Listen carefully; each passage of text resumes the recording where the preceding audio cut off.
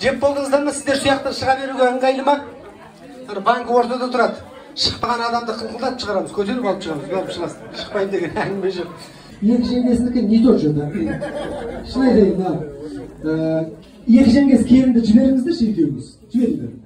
Сөйтіп екеуің бір сәлем салып көрсетіңдер, келін көрсін сәлемі қандай болатынын, кән? Екеуің.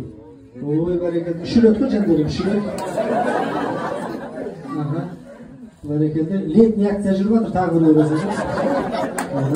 İşlerinden beni kargamınlar. Ya ben sizlerden ötünüş, пожалуйста. Ortaga şıkkan кезде külüp çıgasızlar mı? Köp kişiler var, atın atagan кезде külüp çıgat da, akşa tastap boğana keyin жылап turadanlar.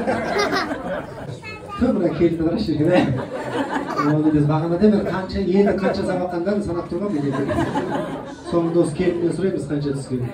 Boşaktığın kızıl gibi gezin. Nağaçlar boşaktılarda akşa salıp ödüm kırıp baratır. Onu emez. Bala şağının ağzından çıkıp tam birisinin aşağısı gibi baratır. Ben hiç akşa salınır sosun bizde. Saldınız mı? Bilem alsam, bilep gelip samaya gidendir mi? Zulkar'dan kokum çıkıp koydun mu? Toşuna çıktınız mı? Ben seni gördüm. Zulkar'dan kokum 10 bin saldı, Gavharak'tan canı çıktı. Gelince kaynatanı жақсылап tanып al, kaynatana көп нәрсе керек жоқ. Шайың татты болса болды, kaynatadегі мәз болып жүре береді бұлар, шайын деп қойсаң.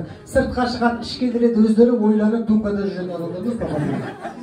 Siz Zulkarnayn көкеме қалай сөйлесеңіз, келініңіз балаңызға тура сөйтіп сөйлейді. Так что өзгеріңіз.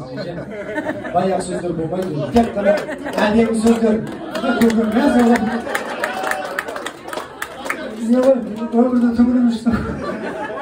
Тек қана әдемі сөздер айтыңыз. Бүгіннен бастап өмірімнің мәні, отағасы, әппағым, вандамым, чекишаным деп жіберіңіз. Сол кезде көке, сіз тұрасыз да, ё-моё, мына кімнің қатыны деп шоқ болып қойсыз. Сондай бақытқа жете берсін деп шапалақ ұрып қоймайсыздар ма?